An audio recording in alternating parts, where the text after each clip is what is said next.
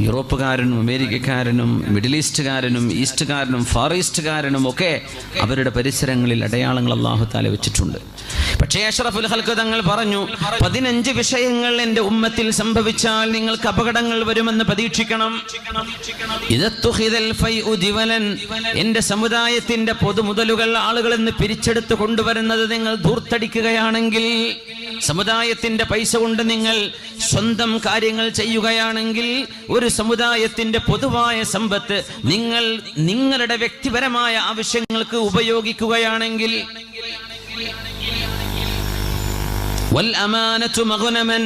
ഒരു മനുഷ്യനെയും കാശിന്റെ വിഷയത്തിൽ വിശ്വസിക്കാൻ പറ്റില്ല, സാമ്പത്തിക ഇടപാടിൽ വിശ്വസിക്കാൻ പറ്റില്ല.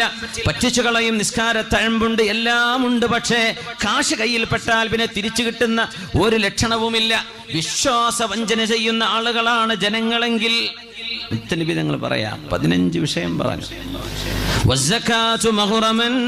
സകാത്ത് കൊടുക്കാൻ അർഹതയുള്ള ആളുകൾ, കൊടുക്കേണ്ട ആളുകൾ സകാത്ത് കൊടുക്കാതെ പാവപ്പെട്ടവന്റെ അവകാശം പിടിച്ചു വെക്കുകയാണെങ്കിൽ,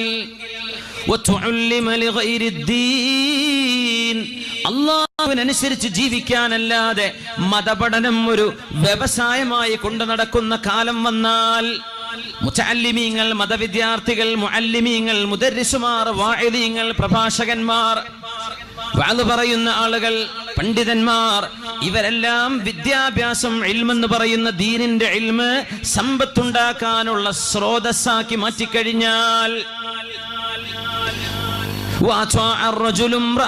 ഒരു പെണ്ണിനെ തന്റെ ഭാര്യ പറഞ്ഞത് മാത്രം കേട്ടു നടക്കുകയും തന്റെ ഉമ്മയെ, ഉപ്പയെ, തന്റെ പ്രിയപ്പെട്ട ഉമ്മയെ വേദനിപ്പിക്കുകയും തന്റെ പിതാവിനെ ആട്ടിയോടിക്കുകയും ചെയ്താൽ, അല്ലാഹുവിന്റെ റസൂൽ പറയാൻ സ്വല്ലല്ലാഹു അലൈഹി വസല്ലം, ജന്മം തന്ന് പോറ്റു വളർത്തിയ പ്രിയപ്പെട്ട ഉമ്മയുടെ ഭാഗം കേൾക്കാതെ തന്റെ ഭാര്യയുടെ ഭാഗം മാത്രം കേട്ട് തെറ്റും ശരിയും മനസ്സിലാക്കാതെ കല്യാണം കഴിഞ്ഞതിൽ പിന്നെ ഭാര്യയെ അന്ധമായി വിശ്വസിക്കുന്നത്, ഭാര്യയോട് വിശ്വാസവഞ്ചന വേണ്ട, ഒരിക്കലും ചെയ്യാൻ പാടുള്ളതല്ല. അവളെ വിശ്വസിക്കരുത് എന്നല്ല പറഞ്ഞത്.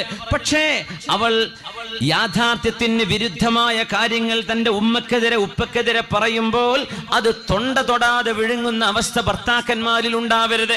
വിഷയങ്ങൾ അവർ പഠിക്കണം. ഉമ്മയോട് പിണങ്ങുകയും പ്രിയപ്പെട്ട ഉപ്പയെ ആട്ടിയോടിക്കുകയും തന്റെ സുഹൃത്തുക്കളെ എല്ലാവരെയും ഒരുമിച്ച് കൂട്ടുകയും, സൗഹൃദ ബന്ധം ഫേസ്ബുക്കിൽ റസൂലായി പറയുന്നത്. അതുകൊണ്ട് ഹരീസുൻ അലൈക്കും, നിങ്ങളോട് സ്നേഹമുള്ളത് കൊണ്ടാണ് നബി തങ്ങൾ പറയുന്നത്. ഇങ്ങനെ ചെയ്യല്ലേ എന്ന് പറയുന്നത് നമ്മളോട് സ്നേഹമുള്ളത് കൊണ്ടാണ്. ഒരു വഴിയിലൂടെ നടന്നു പോകുമ്പോൾ റോഡ് പണി നടക്കുന്നുണ്ട്, ശ്രദ്ധിച്ചു പോവണം. അവിടെ കുഴിയുണ്ട്, ഗട്ടറുണ്ട്, ഹമ്പുകളുണ്ട്, കൊക്കയാണ്, കൈവരിയില്ലാത്ത പാലം വരുന്നുണ്ട് എന്നൊരാൾ പറഞ്ഞു തരുന്നത് സ്നേഹം കൊണ്ടാണ്. ചെന്ന് ചാടിയിട്ടല്ലോ പറയേണ്ടത്. ഇങ്ങനെ വന്നാൽ ഇങ്ങനെയൊക്കെ ഉണ്ടാവും. അതുകൊണ്ടാണ് പരിശുദ്ധമായ ഖുർആൻ നരകത്തെ സംബന്ധിച്ച് പറഞ്ഞതിന്റെ ശേഷം സൂറത്തുർ റഹ്മാനിൽ ഫബിഅയ്യി ആലാഇ റബ്ബികുമാ തുകദ്ദിബാൻ, നരകത്തിന്റെ ശിക്ഷ പറഞ്ഞിട്ട് അല്ലാഹു തആല, അല്ലാഹുവിന്റെ ഏത് അനുഗ്രഹമാണ് നിങ്ങൾ നിഷേധിക്കുന്നത്? നരകം പറഞ്ഞിട്ട് അല്ലാഹുവിന്റെ അനുഗ്രഹമോ? നരകം പറഞ്ഞു തരുന്നത് അല്ലാഹുവിന്റെ അനുഗ്രഹമാണ്. ഇങ്ങനെ ചെയ്തില്ലെങ്കിൽ നരകശിക്ഷയുണ്ട് കേട്ടോ. അത് കാരുണ്യവാനാണ് പറഞ്ഞു തരാൻ കഴിയുക. അല്ലെങ്കിൽ ചെന്ന് ചാടിയിട്ടല്ലേ അറിയൂ. അതുകൊണ്ട് ലഖദ് ജാഅകും റസൂലും മിൻ അൻഫുസികും, നിങ്ങളിൽ ഏറ്റവും ശ്രേഷ്ഠമായ ഒരു കുടുംബത്തിൽ നിന്ന് ഇതാ ഒരു പ്രവാചകൻ വന്നിരിക്കുന്നു. വദാനായ സുബുൽ ഖത്മുർ റസൂൽ മൗലായ കുൽ ജിസ്നെ ഗുബാർ റാഹ് കോ ബഖ്ശാ ഫറൂഗെ വാദിയെ സീനാ. വദാനായ സുബുൽ ഖത്മുർ റസൂൽ മൗലായ കുൽ ജിസ്നെ ഗുബാർ റാഹ് കോ ബഖ്ശാ ഫറൂഗെ വാദിയെ സൈനാ. ലോകത്ത് ബുദ്ധിമാനികളിൽ വെച്ച് ഏറ്റവും ബുദ്ധിമാനിയാണ് മുഹമ്മദ് റസൂലുള്ളാഹ് സ്വല്ലല്ലാഹു അലൈഹി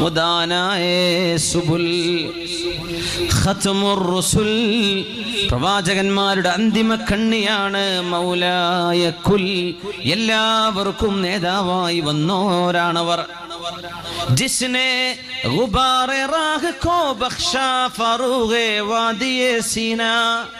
അന്ധകാരം നിറഞ്ഞ ഇരുൾ പുരണ്ട വിവരമില്ലായ്മയുടെയും അന്ധകാരത്തിന്റെയും കാലഘട്ടത്തിന് പ്രവാചകൻ സമ്മാനിച്ചത് സീനാ മലമുകളിൽ പ്രത്യക്ഷപ്പെട്ട പ്രകാശമാണ്, അള്ളാഹുവിന്റെ നൂറാണ്. അതാണ് മുഹമ്മദ് റസൂലുള്ളാഹ്. നമുക്ക് ഉപകാരമുള്ളതേ അള്ളാഹു ഹലാലാക്കിയിട്ടുള്ളൂ, ചെയ്യാൻ പറഞ്ഞിട്ടുള്ളൂ. നമുക്ക് ഉപദ്രവമുള്ളതേ അള്ളാഹു അരുത്, വേണ്ട എന്ന് പറഞ്ഞത് നമുക്ക് പറ്റാത്തത് കൊണ്ടാണ്. റസൂലുള്ളാഹി സ്വല്ലല്ലാഹു അലൈഹി വസല്ലം തങ്ങൾ പറഞ്ഞിട്ടുണ്ട്, സ്വിൻഫാനി മിൻ ഉമ്മതി ലം അർഹുമാ, എന്റെ